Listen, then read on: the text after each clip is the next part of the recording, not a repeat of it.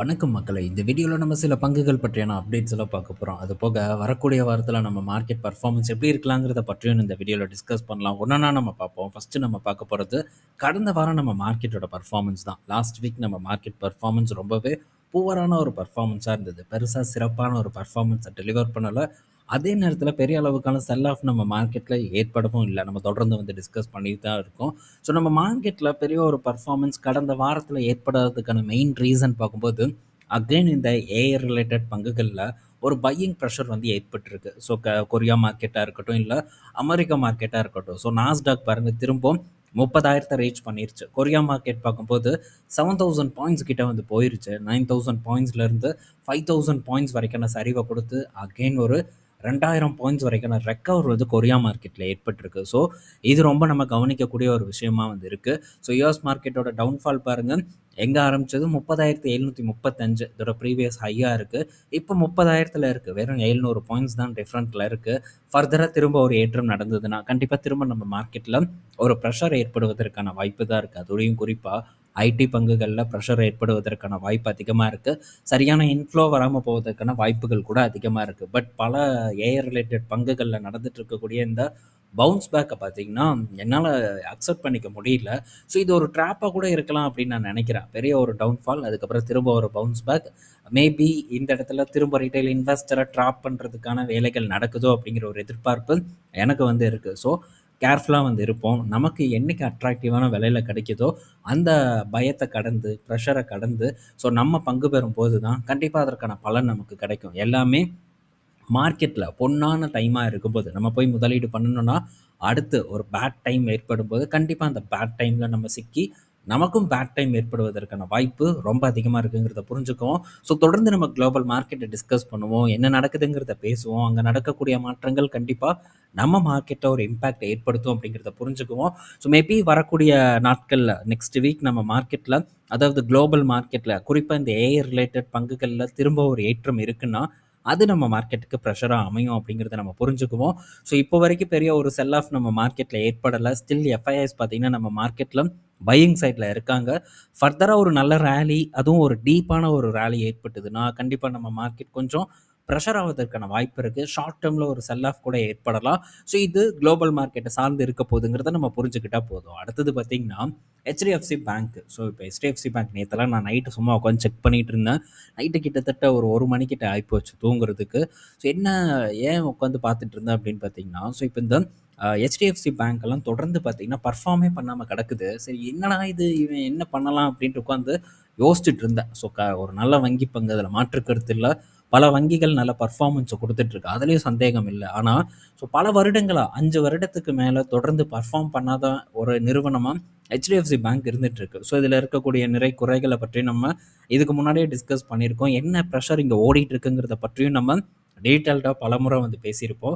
So FIIs இப்போ நம்ம மார்க்கெட்குள்ள உள்ள வராங்க. அப்படி வந்தும் கூட இந்த HDFC பேங்க்ல தொடர்ந்து பார்த்தீங்கன்னா, எஃப்ஐஐஸ் இந்த பங்குகள வந்து வித்துக்கிட்டே தான் இருக்காங்க. இது ஒரு பெரிய பிரஷர வந்து கிரியேட் பண்ணிட்டு இருக்கு இந்த பேங்க்க பொறுத்தவரைக்கும். ஸோ நல்ல அவங்களுடைய ஸ்டேக் ஹோல்டிங்க வந்து குறைச்சிருக்காங்க. 52%ல இருந்தது. எப்போ?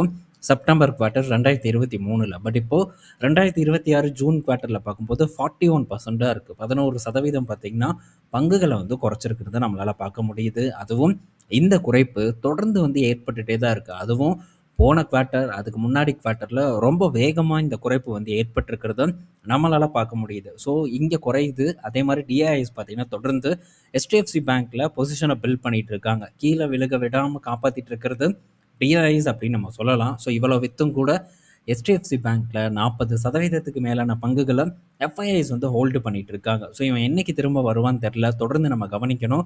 ஸோ எஃப்ஐஐஸ் வரானான்ட்டு. இல்ல மேபி ஐடிசிக்கு நடந்த கதி கூட இந்த இடத்துல ஏற்பட்டாலும் ஏற்படலாம். பட் ஐடிசில நடந்தது ஒரு பஞ்சாயத்து. அந்த பஞ்சாயத்தின் காரணமா ஐடிசில ஒரு சரிவு ஏற்பட்டது. பட் இப்போ வரைக்கும் இங்க எந்த பிரச்சனையுமே ஏற்படல. ஆனா ரீசென்ட்டா இந்த சக்கரபோர்த்தி அவர் பார்த்தீங்கன்னா, ஸோ இந்த இடத்துல ஒரு பஞ்சாயத்து இருக்கு அப்படிங்கிற மாரி சூசகமா சொல்லிட்டு வெளிய போனாங்க. கடைசியில கேட்டா, என்னோட எத்திக்ஸ்க்கு இது கரெக்ட்டா இல்ல அப்படின்ட்டு சொல்லி அத எப்படியோ சரி பண்ணாங்க.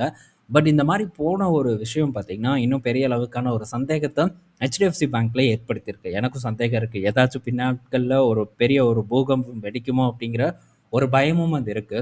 இன்கேஸ் வந்து இப்போ நான் திடீர்னு ஐடிசியில் நடந்த ஒரு டவுன்ஃபால் மாதிரி ஹெச்டிஎஃப்சி பேங்க்கில் ஒரு டவுன்ஃபால் ஏற்படுது, ஸோ ஒரு ரூ. 500 போகுது அப்படிங்கிற பட்சத்தில் ரொம்ப வந்து நம்ம இப்போ இருந்தே ப்ரிப்பேராக இருக்கணும் அப்படிங்கிறதுக்காக தான் இதை டிஸ்கஸ் பண்ணிகிட்டு இருக்கேன். மேபி டக்குன்னு உடச்செறிஞ்சிட்டு ரூ. 500 போச்சுன்னா மைண்ட் செட் எப்படி இருக்கும்னு நீங்கள் நினச்சி பாருங்கள். ஸோ ஒரு நண்பர் கேட்டிருக்காரு, அதை பற்றி நான் பேசணும்னு நினச்சேன், பட் இந்த வீடியோவில் அதுக்கான இடம் இல்லை.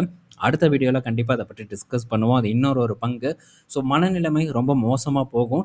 இப்போ இருந்து உங்களுடைய ப்ரிப்பரேஷனை நீங்கள் ஸ்டார்ட் பண்ணணும் அப்படிங்கிறது என்னுடைய ஒரு முன்னெச்சரிக்கையாக வந்து இருக்குது. மேபி 500 போச்சுன்னா அப்போ என் மைண்ட் செட் எப்படி இருக்கும், அந்த டைமில் என்கிட்ட காசு இருக்குமா, இது எல்லாத்தையும் இப்போ இருந்து நீங்கள் திட்டமிட ஆரம்பிச்சுக்கோங்க. போகும் அப்படின்ட்டு நான் சொல்ல வரல, ஏதாச்சும் ஒன்று வெடிச்சிருமோ அப்படிங்கிற ஒரு சந்தேகம் எனக்குள்ளே இருக்குது. ஸோ எனக்கும் கொஞ்சம் பயமாக தான் வந்து இருக்குது. பட் இதுக்கு ஏற்ற மாதிரியான ப்ரிப்பரேஷனும் ஆரம்பிச்சாச்சு. ஃபர்தராக மேபி ஒரு 500க்கு போகுது, இல்லை அதுக்கு கீழே 450 போகுது அப்படின்னா போகாது, இல்லை போச்சு அப்படின்னா கண்டிப்பாக அதை நம்ம ஏற்றுக்கணும். ஸோ அப்போது என்ன மாதிரியான நிலமை இருக்கும், ஸோ என்ன மாதிரியான ஒரு விஷயங்கள் நடக்கலாம் அப்படிங்கிறத இப்போ இருந்தே ஒர்க் பண்ண ஆரம்பிச்சுக்கணும் அப்படிங்கிறது என்னுடைய ஒரு எச்சரிக்கையாக வந்து இருக்குது. ஸோ ரொம்ப கேர்ஃபுல்லாக இருப்போம். எஃப்ஐஎஸ் கட் பண்ணுறது இன்னொரு பக்கம், இது என்னுடைய எத்திக்ஸுக்கு சரியில்லை அப்படின்ட்டு ஒரு குண்டை தூக்கி போட்டுட்டு போனது, இதெல்லாம் பார்த்தீங்கன்னா ஏதாச்சும் ஒரு சூழ்நிலையில் ஒரு தாக்கத்தை ஏற்படுத்துமோங்கிற பயம், அச்சம் எனக்குள்ளே இருக்குது. ஸோ நீங்கள் என்ன நினைக்கிறீங்கிறத கீழே தாராளமாக கமெண்ட் செக்ஷனில் மென்ஷன் பண்ணுங்கள். ஸோ ப்ரிப்பரேஷன் ரொம்ப முக்கியம் அப்படிங்கிறது இந்த இடத்துல நான் தெரியப்படுத்திக்கிறேன். அதை தவிர அச்சுறுத்தணுமோ இல்லை பயம் ஏற்படுத்தணுங்கிறதோ இதனுடைய நோக்கம் இல்லை. ஸோ இதே தான் நம்ம ஐடிசிலையும் பண்ணணும். அப்பவும் அச்சுறுத்தலும் இல்லை ஒரு பயம் ஏற்படணுமோ நம்ம அதை பற்றி டிஸ்கஸ் பண்ணல. இன்கேஸ் நடந்ததுன்னா என்ன பண்ணுறது, ஸோ எப்படி நம்ம ப்ரிப்பேர் ஆகிக்கணும் அப்படிங்கிறதுக்காக தான் முன்கூட்டியே நம்ம இதை பற்றியெல்லாம் டிஸ்கஸ் பண்ணுறோம். ஓகே, புரிதல் ஏற்படுத்திருக்கோம் நான் நினைக்கிறேன். ஸோ அடுத்தது இன்னொரு நிறுவனம் இருக்குது, அதை நாளைக்குள்ள வீடியோவில் நம்ம கண்டிப்பாக டிஸ்கஸ் பண்ணலாம். ஸோ அடுத்தது பார்த்திங்கன்னா, ஸோ இப்போ இந்த சிடிஎம்ஓ பங்குகள், ஸோ இந்த சிடிஎம்ஓ பங்குகள் ஒரு பெரிய கதை. ஸோ சிடிஎம்ஓ க்ரோத் நம்ம மார்க்கெட்டில் ஏற்படும், அதில் மாற்றுக்கருத்தே இல்லை. ஸோ நல்ல வளர்ச்சி இந்த செக்மெண்ட்டில் ஏற்படும். ஆனால் ஸோ இப்போது மார்க்கெட்டில் ஒரு ப்ரொமோஷன் நடந்துகிட்ருக்கு. எதை சுற்றி ஒரு ப்ரொமோஷன் நடக்குதுன்னா, ஆல்ரெடி ஒரு நல்ல ஒரு ஏற்றத்தை கொடுத்த நிறுவனங்களை சுற்றி அந்த ப்ரொமோஷன் ஏற்படுது. ஸோ அடுத்து ஆப்பர்ச்சுனிட்டி இருக்கக்கூடிய நிறுவனத்தை பற்றி கண்டுக்கவே மாட்டேங்கிறாங்க, யாருமே கண்டுக்க மாட்டேங்கிறாங்க. ஆல்ரெடி ஏறின பங்குகளை மட்டும்தான் நம் கண் முன்னாடி கொண்டு வந்து காட்டுறாங்க. ஸோ இப்போது Gland Pharma, Akums Pharma and quality, so இந்த கம்பெனிஸில் யார் நல்லா பண்ணுவாங்க அப்படிங்கிற ஒரு கேள்வியை இங்கே வந்து கேட்டிருக்காங்க. ஸோ இது மூணுமே இப்போது நல்லா பண்ணிட்டு இருக்கக்கூடிய நிறுவனங்கள். ஸோ இப்போ மார்க்கெட்டில் இதோட பங்கு விலைகள் பார்க்கும்போது அருமையான ஒரு ஏற்றத்தை கொடுத்துருக்கு. ஸோ கிளாண்ட் ஃபார்மாவோட செய்திகளை சில நாட்களை நம்ம பார்த்துட்டு வந்துட்டு இருக்கோம். ஸோ 52 வீக் ஹை கிட்ட ட்ரேட் ஆகிட்டு இருக்கு, 2970 ரூபா. 52 வீக் ஹைலேருந்து வெறும் 70 ரூபா தான் ட்ராப் ஆகிருக்கு. என்னமான ஒரு ஏற்றத்தை கொடுத்துருக்குங்கிறத பாருங்கள். இந்த ஃபார்மா ஒரு கட்டத்தில் ஒரு பெரும் சரிவை வந்து சந்திச்சுது. அதுக்கப்புறம் பார்த்தீங்கன்னா நல்ல ஒரு ரெக்கவர் இந்த கிளாண்ட் ஃபார்மால ஏற்பட்டிருக்கு. ஸோ எங்கேருந்து விழுந்திருக்குன்னு பாருங்கள், 4000 ரூபாய்க்கு மேலே இருந்து 1000 ரூபாய்க்கு கீழே விழுந்தது இந்த பங்கு. ஸோ இந்த பங்கில் அந்த டைம் பெரிய ப்ரெஷர் இருந்தது. சைனா கம்பெனி அந்த கம்பெனின்ட்டு பெரிய அளவுக்கு ஒரு பயம் இருந்தது. அந்த டைமில் நானும் இதை ஃபோக்கஸ் பண்ணலை. காரணம், நல்ல கம்பெனிஸ் ஒரு நல்ல இடத்துல கிடைச்ச ஒரு காரணத்தினால. ஸோ இந்த பக்கம் நான் பெருசாக கான்சன்ட்ரேட்டே பண்ணலை. இதில் ஒரு ப்ரெஷர் அந்த டைமில் இருந்தது. பட் இப்போ அதெல்லாம் தாண்டி உடச்செறிஞ்சிட்டு இந்த நிறுவனம் ஒரு நல்ல பர்ஃபார்மன்ஸை பார்த்தீங்கன்னா போஸ்ட் பண்ணியிருக்கு. ஆனால் இப்போது இதை வந்து நம்ம கண்ணில் ப்ரொமோட் பண்ணி காமிச்சிட்டு இருக்காங்க. ஸோ இதுதான் நம்ம ரொம்ப கேர்ஃபுல்லாக இருக்க வேண்டிய நேரம். ஃப்யூச்சரை ஜட்ஜ் பண்ணி முதலீடு பண்ண வேண்டிய ஒரு நேரமாக இருக்குது. ஸோ இந்த அக்கும் ட்ரக்ஸ் அண்ட் ஃபார்மாவை பாருங்கள், இவனும் பார்த்தீங்கன்னா 52 வீக் ஹையில் ட்ரேட் ஆகிட்டு இருக்கான். ஸோ நல்ல ஒரு பீக்கில் இந்த நிறுவனம் ட்ரேட் ஆகிட்டு இருக்கு. அடுத்தது இந்த குவாலிட்டி, அதையும் நம்ம பார்த்துருவோமே. ஸோ இந்த குவாலிட்டி ஃபார்மா பார்க்கும்போதும் 52 வீக் ஹையில் ட்ரேட் ஆகிட்டு இருக்கு. ஸோ இந்த நல்ல ஆல்ரெடி பெரிய அளவுக்கு ஏற்றத்தை சந்திச்சிருச்சு, நல்ல பணம் சம்பாரிச்சிருப்பானுங்க இதில் போட்ட பெரும் பண முதலைகள் இந்த டைமில் வந்து நம்ம கண் முன்னாடி காட்டி, ஸோ இங்கே பாருங்கள் இதில் எது நல்லா பர்ஃபார்ம் பண்ணணும், இதில் எதையாச்சும் ஆளாளுக்கு ஒவ்வொன்று தேர்வு செஞ்சாலே பலரும் இந்த 3 நிறுவனங்களில் மாற்றி மாற்றி தேர்வு செய்வாங்கல்ல, அதில் சந்தேகம் இல்லை. அப்படி செய்யும்போது ஸோ இவனுங்க நம்ம தலையில் இந்த பங்குகளை கட்டிட்டு ஸோ இவங்க எஸ்கேப் ஆகிறதுக்கான வாய்ப்புகள் அதிகமாக இருக்குது. ஸோ ரொம்ப கேர்ஃபுல்லாக இருக்கணும். இந்த மாதிரி அடுத்து இதுதான்ப்பா, அடுத்து சூப்பர் வளர்ச்சிப்பா அப்படின்ட்டு ஆல்ரெடி பட்டை கலப்புன இங்கே பாருங்கள், ஆல்ரெடி பட்டை கலப்புன நிறுவனங்களை நம்ம கண் முன்னாடி காட்டுவாங்க. ஸோ கடந்த அதாவது இந்த ஒரு வருடத்திலே பார்க்கும்போது 1000 ரூபாயிலிருந்து 3000 ரூபாய்க்கு மேலே போயிருக்கு. 1000 ரூபா போட்டிருந்தா 2000 ரூபா லாபம் மட்டுமே கிடச்சிருக்கு இந்த குவாலிட்டி ஃபார்மாவில். ஸோ இப்படியெல்லாம் நம்ம போய் முதலீடு பண்ணணும்னா வெற்றி கிடைக்காது. ஆனால் அடுத்த கட்ட ஒரு நிறுவனமாக இருக்கக்கூடிய நிறுவனங்கள் பக்கம் கவனம் செலுத்த மாட்டாங்க. அதை பற்றியான செய்திகளோ இல்லை நல்ல விஷயங்களோ எதுவுமே உங்கள் கண்ணு முன்னாடி கொண்டு வந்து சேர்க்கவே மாட்டாங்க. ஸோ அது நம்ம தான் முயற்சி எடுத்து பார்க்க வேண்டிய ஒன்றா இருக்குது. அப்படிப்பட்ட ஒரு நிறுவனமாக ஒன் சோர்ஸ் ஃபார்மா என் கண்ணுக்கு வந்து படுது. என்னடா இதில் பி ரேஷியோ இல்லை, இப்படி இருக்குது அப்படி இருக்குது அப்படிங்கிற மாதிரியான கேள்விகள் வரலாம். பட் இதை பற்றி நான் பலமுறை டிஸ்கஸ் பண்ணியிருக்கேன். ஸோ இங்கே இருக்கக்கூடிய ஃபியூச்சர் பர்ஃபார்மன்ஸை பற்றி நான் டிஸ்கஸ் பண்ணியிருக்கேன். ஸோ அதில் ஒரு புரிதல் ஏற்பட்டிருக்கும்னு நான் நினைக்கிறேன். பட் இந்த ஃபார்மா கம்பெனிஸை பற்றி யாரும் பேசுறது கிடையாது. ஆனால் இந்த கம்பெனிஸ் ஒரு நாள் மேபி ஒரு பர்ஃபார்மன்ஸை பண்ணுச்சுன்னா எத்தனை பேர் இதை பற்றி பேச போகிறாங்க அப்படிங்கிறத மட்டும் பாருங்கள். ஸோ இப்போவே நான் வாங்கினதுலேருந்து ஏறி தான் இருக்குது. பட் பார்ப்போம் ஸோ என்ன நடக்குதுன்ட்டு. ஸோ நான் ஐடென்டிஃபை பண்ணுறது நம்ம கையில் தான் இருக்குது. அண்ட் ஐடென்டிஃபை பண்ணி பொறுமையாக காத்திருப்பது நம்ம கையில் இருக்குது அப்படிங்கிறத புரிஞ்சுக்கோங்க. ஸோ இந்த மாதிரியான செய்திகளை பேஸ் பண்ணி நம்ம முதலீடு பண்ணணும்னா கண்டிப்பாக நம்ம முதலீடு பெரிய ஒரு ஆபத்தை சந்திப்பதற்கான வாய்ப்பு இருக்குது அப்படிங்கிறத டெஃபினட்டாக வந்து புரிஞ்சுக்கணும். ஓகே, ஸோ அடுத்த கட்ட வாய்ப்பு நோக்கி நம்ம நகர்ந்து போகணுமே தவிர ஆல்ரெடி நல்லா பர்ஃபார்ம் பண்ண நிறுவனத்தை தேடி நம்ம போனோம்னா ரிஸ்க் நம்ம சைட்டில் தான் இருக்குது. அடுத்தது ஸோ எம்பசி ரீட்டில் வந்து பெயின் கேபிட்டல் ஒரு 5.6% ஸ்டேக்கை எக்ஸிட் பண்ணுறாங்க. ஸோ அவங்க வெளியே போகிறாங்க, விற்றுட்டு வெளியே போகிறாங்க. இதுக்கு முன்னாடி பிளாக் ராக் பார்க்கும்போது பெரிய அளவுக்கு பங்குகளை விற்றுட்டு வெளியே போனாங்க. ஸோ இப்போ இவங்க வந்து போகிறாங்க. இந்த நிறுவனம் இப்போ நல்ல ஒரு பர்ஃபார்மன்ஸை போஸ்ட் பண்ணிகிட்டு இருக்கு. ஆல்மோஸ்ட் நல்ல பீக்கில் தான் ட்ரேட் ஆகிட்டு இருக்கு. எனக்கு ஆல்மோஸ்ட் ஒரு 8% கிட்ட டிவிடெண்ட் வந்து இந்த எம்பசி ரீட் வந்து கொடுத்துட்ருக்கு. ஸோ 8% அப்படிங்கிறது நல்ல டிவிடெண்ட் தான். பட் இருந்தாலும் அந்த அளவுக்கு கேபிட்டல் அப்ரிசியேஷன் இல்லை. ஸோ ஓரளவு ஏறி இருக்குது. பட் இருந்தாலுமே பர்ஃபார்மன்ஸ் அப்படின்னு பார்க்கும்போது ஒரு 50%க்கு மேலே ஏறினாலும் பர்ஃபார்மன்ஸ் லோ தான். 23ல் ஃபோக்கஸ் பண்ணது இன்னும் பர்ஃபார்மன்ஸ் அந்த அளவுக்கு இல்லை. பட் இருந்தாலும் ஸோ ஓரளவு கேபிட்டல் அப்ரிஷியேட் நடந்திருக்கு. அண்டு டீசெண்டான ஒரு டிவிடெண்ட் ரிட்டர்னை கொடுக்கக்கூடிய ஒரு இடமா இந்த எம்பசி ரீட் இருக்குது. ஸோ இது பாட்டுக்கு ஒரு ஓரமாக போர்ட்ஃபோலியோவில் இருக்குது. வேறு எந்த விதமான மாறுதலும் இந்த இடத்துல நான் பண்ணலை. அடுத்தது ஸோ இப்போ இந்த பேட்ரி ரிலேட்டடான அப்டேட்டு. ஸோ இந்த பேட்ரி பங்குகள் பார்க்கும்போது அதாவது ஃபஸ்ட்டு பேட்ரி பங்குகள் அப்படிங்கிறத நம்ம அப்புறம் பார்ப்போம். அதுக்கு முன்னாடி இப்போ இந்தியாவில் இந்த பேட்ரி ஸ்டோரேஜுக்காக ஒரு 98 ஜிகாவாட் அளவுக்கான கெப்பாசிட்டி அளவுக்கான ஆக்ஷன் நடந்திருக்கு. ஆனால் இப்போதைக்கு கரண்ட்டாக 8.5 ஜிகாவாட் தான் ஆப்ரேஷனலில் இருக்குது அப்படிங்கிற மாதிரி சொல்கிறாங்க. ஸோ இதுக்கான ரீசன் பார்த்திங்கன்னா பற்றாக்குறை. இன்னுமே நம்ம சைனாவை நம்பி இருப்பது தான் ஒரு மெயின் ரீசனாக வந்து இருக்குது. பேட்ரிக்கான சோர்சிங்க்கு ரா மெட்டீரியல் எல்லாம் அங்கேருந்து தான் வந்துட்டுருக்கு. ஸோ இதை உடைக்கிறதுக்கு பல நிறுவனங்கள் பல விஷயங்களை பண்ணிகிட்டு இருக்காங்க. இப்போ டெக்னாலஜி ட்ரான்ஸ்ஃபரையும் தடை பண்ணியிருக்காங்க. பட் இதை எக்ஸைட் கரெக்டாக வந்து கேப்சர் பண்ணியிருக்காங்க. பட் அமரராஜா கொஞ்சம் ஸ்ட்ரகிளில் இருக்காங்க. சொந்தமாக வந்து ரிசர்ச் அண்ட் டெவலப்மெண்ட் பண்ணுறதாகவும் அவங்க கிட்ட இருந்து தகவல் வந்திருக்கு. இதுக்காக பல எக்ஸ்பர்ட்ஸை வந்து அவங்க ஹையர் பண்ணியிருக்காங்க. அடுத்த கட்ட ஒரு வளர்ச்சிக்காக.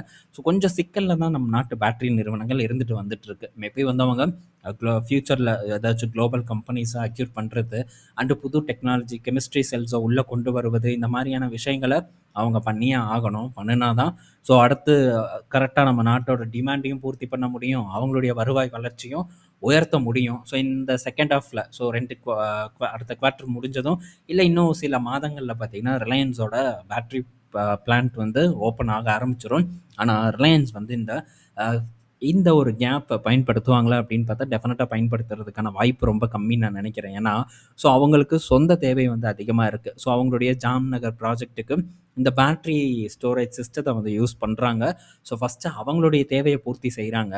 அடுத்தது மற்ற தேவைகளை வந்து பூர்த்தி செய்கிறதுக்கான ஒரு இடத்துல இருக்காங்க. இதுதான் ரிலையன்ஸோட தற்போதைய பொசிஷனாக இருக்குது. டாட்டானால் பூர்த்தி செய்ய முடியுமான்னு கேட்டாலும் டெஃபினட்டாக வந்து முடியாது. இந்த அமரராஜா கிட்டேயும் கெப்பாசிட்டி இல்லை. எக்ஸைட் கிட்டேயும் என்ன கெப்பாசிட்டி இருக்குது. இன்னும் ஆப்ரேஷனலுக்கு கொண்டு வராமல் இருக்காங்க. இதெல்லாம் பார்த்திங்கன்னா நிலுவையிலேயே இருக்குது. வாரியும் பார்க்கும்போது இனிமேல் தான் கொண்டு வர போகிறாங்க. ஆக மொத்தத்தில் அடுத்த கட்ட ஒரு ஆப்பர்ச்சுனிட்டி இந்த இடத்துல இருக்குது அப்படிங்கிறத நம்ம புரிஞ்சுக்கணும். இதை நம்ம கரெக்டாக வந்து யூட்டிலைஸ் பண்ணுறக்கும் ட்ரை பண்ணணும். இப்போதைக்கு ஒரு நியர் டேர்மில் பெரிய ஒரு மாற்றம் நடப்பதற்கான வாய்ப்பு இல்லை. பட் தொடர்ந்து இதை கேப்சர் அதாவது கவனிச்சுட்டே வாங்க. கவனிச்சுட்டே வருவதன் மூலிமா சரியான ஒரு நேரத்தில் இந்த ஒரு செக்மெண்ட்குள்ளே நுழைவதற்கான வாய்ப்பு இருக்குது. டக்குன்னு ஒரு வருடத்தில் வந்து எல்லாம் மாறிடும் அப்படின்னு நம்ம சொல்ல முடியாது. இன்னும் வந்து டைம் எடுத்துக்கும் இந்த கேப்பை வந்து ஃபில் பண்ணுறதுங்கிறது என்னுடைய கருத்து. பட் இப்போ இருந்து நீங்கள் கம்பெனிஸ் வாரி, அடுத்தது எக்ஸைடு, அமரராஜா போன்ற கம்பெனிஸை தொடர்ந்து ஃபாலோ பண்ணணும். அடுத்தது ரிலையன்ஸை ஃபாலோ பண்ணணும் அப்படிங்கிறதும் என்னுடைய கருத்து. ஃபாலோ பண்ணிகிட்டே வாங்க. நடக்கக்கூடிய மாற்றங்களை உங்களுக்கு சாதகமாக பயன்படுத்துறதுக்கு ட்ரை பண்ணுங்கள். அடுத்தது ஜிண்டால் ஸ்டெயின்லெஸ் பார்த்தீங்கன்னா ஒரு 900 கோடி வரைக்கும் முதலீடு பண்ண போகிறதா வந்து சொல்லியிருக்காங்க. அவங்களுடைய கெப்பாசிட்டியை வந்து உயர்த்த போகிறதா ஒரு அப்டேட் வந்து கொடுத்துருக்காங்க. நல்ல பர்ஃபார்மன்ஸ் கொடுத்துட்டு இருக்கக்கூடிய ஒரு நிறுவனம். அருமையான ஒரு ஏற்றம் நடந்திருக்கு இந்த நிறுவனத்தோட பங்கு விலையிலையும் சரி, அவங்களுடைய ஃபினான்ஷியல் பர்ஃபார்மன்ஸும் சரி. இப்போ இந்த கெப்பாசிட்டியை உயர்த்துவது இந்த நிறுவனத்துக்கு ஒரு நல்ல செய்தியாக தான் பார்க்கப்படுது. அடுத்தது ஏர்டெல் பார்த்தீங்கன்னா, ஸ்டார்லிங்க் கூட சேர்ந்து இப்போ ஆஃப்ரிக்கால கவரேஜ் குடுக்க போறதா வந்து சொல்றாங்க. மொபைல் கவரேஜ் வந்து குடுக்க போறதா சொல்றாங்க. ஸோ இந்த பார்ட்னர்ஷிப் ஏர்டெல்லுக்கு ரொம்ப முக்கியமான ஒண்ணு தான். சில இடத்துல டவர் கிடைக்காது. ஸோ இது டைரக்ட்டா பார்த்தீங்கன்னா, மொபைல் ஃபோன்ஸ நம்ம ஸ்டார்லிங்க் சேட்டலைட்டோட இது பண்ணி கனெக்ட் பண்ணி, ஸோ நம்மளால ஈஸியா வந்து இன்டர்நெட்ட ஆக்சஸ் பண்ண முடியும். ஆனா எல்லா சேவைகளையும் நல்ல ஹை ஸ்பீட் இன்டர்நெட் எல்லாம் பண்ண முடியாது. ஸோ ஒரு வாய்ஸ் கால் அண்ட் வாட்ஸ்அப்போட மெசேஜஸ் இந்த மாதிரியான விஷயங்கள பண்ண முடியும். கனெக்டிவிட்டி தொடர்ந்து நீங்க அனுபவிக்கலாம். எந்த விதமான தடையும் இல்லாம அப்படிங்கிறது தான் ஏர்டெல்லோட வாதமா இருக்கு. ஸோ 14 ஆஃப்ரிக்கன் கண்ட்ரீஸ்ல இத வந்து இம்ப்ளிமெண்ட் பண்ண போறதா ஏர்டெல் தரப்புலேருந்து அப்டேட் வந்திருக்கு. ஸோ இன்னும் ஸ்டார்லிங்க்குக்கு நம்ம ஊர்ல அப்ரூவல் குடுக்கலையா என்னன்னு தெரியல. ஸோ இன்னும் மேபி குடுத்தாங்கன்னா ஏர்டெல் மேபி ஸ்டார்லிங்க் கூட பார்ட்டிசிபேட் பண்ணலாம்னு நான் நினைக்கிறேன். ஆனா, அதே நேரத்தில ஜியோ பார்க்கும்போது ஓன் சேட்டலைட்ட வந்து லான்ச் பண்றாங்க இந்தியால. அதற்கான அப்ரூவலும் கிடைச்சாச்சு. அதுவும் பெருசா மார்க்கெட்ல பேசப்படாத ஒரு விஷயமா இருக்கு. ஆனா, அதையும் நம்ம இந்த இடத்துல பேசிட்டு இருக்கோம். ஞாபகத்துல வச்சுக்கோங்க. ஸோ என்னென்ன டெவலப்மெண்ட் நடக்குது அப்படிங்கிறத தொடர்ந்து குறிச்சு வச்சுட்டே வாங்க. ஸோ ஒரு டைரி போட்டு ஒரு நிறுவனத்த நீங்க ஃபாலோ பண்றீங்க, அனாலிசிஸ் பண்றீங்கன்னா, அங்க நடக்கக்கூடிய மாற்றங்கள பற்றி நம்ம தொடர்ந்து டிஸ்கஸ் பண்றோம். அத வச்சு தொடர்ந்து பார்த்தீங்கன்னா, ஸ்டடி பண்றதுக்கு ட்ரை பண்ணும்போது, நல்ல புரிதல் உங்களுக்கு ஏற்படுங்கிறத இந்த இடத்துல நான் தெரியப்படுத்திக்கிறேன். அடுத்தது லோத்தல் டெவலப்பர்ஸோட அடுத்த திட்டம் என்னன்னா, ஸோ 21 ஹவுசிங் ப்ராஜெக்ட்ட வந்து லான்ச் பண்ண போறதா சொல்லியிருக்காங்க மார்ச் வரைக்கும். ஸோ 24,000 கோடி வரைக்கான ரெவென்யூவ எதிர்பார்க்கிறதாவும் ஒரு தகவல் வந்து கிடைச்சிருக்கு. ஸோ இப்ப தான் லேண்ட மானிட்டைஸ் பண்ண போறதாவும் வந்து சொல்லியிருந்தாங்க. ஸோ இப்ப அடுத்த கட்ட ஒரு ப்ராஜெக்ட்டும் லான்ச் பண்றாங்க. ஸோ ஓவராலா லோத்தல் டெவலப்பர்ஸ் ரொம்ப ஆக்டிவா வந்து செயல்பட்டுட்டு இருக்கிறத நம்மளால இங்க பார்க்க முடியுது. ஸோ வருவாய் வளர்ச்சி தொடர்ந்து கூடுதாங்கிறத நம்ம பார்ப்போம். இந்த காலாண்டு நடந்து முடிந்த காலாண்டு அவங்க பெர்ஃபார்மன்ஸ் பெட்டரா தான் இருந்தது. அதுல எந்த குறையும் அவங்க வைக்கல. ஸோ தொடர்ந்து குடுக்குறாங்களாங்கிறத நம்ம வெயிட் பண்ணி வந்து பார்ப்போம். எந்த அளவுக்கு டிமாண்டும் இவங்களுடைய ப்ராஜெக்ட்டுக்கு இருக்கு, இவங்களுடைய ஹவுசிங்க்கு இருக்கு அப்படிங்கிறத வெயிட் பண்ணி நம்ம பார்ப்போம். ஸோ இந்த வீடியோல பல இன்ஃபர்மேஷன் நம்ம பார்த்துருப்போம். பயனுள்ளதா இருக்கும்னு நான் நினைக்கிறேன். நாளைக்கு நம்ம இன்னொரு ஒரு வீடியோல மீட் பண்ணுவோம். பாய் மக்களே!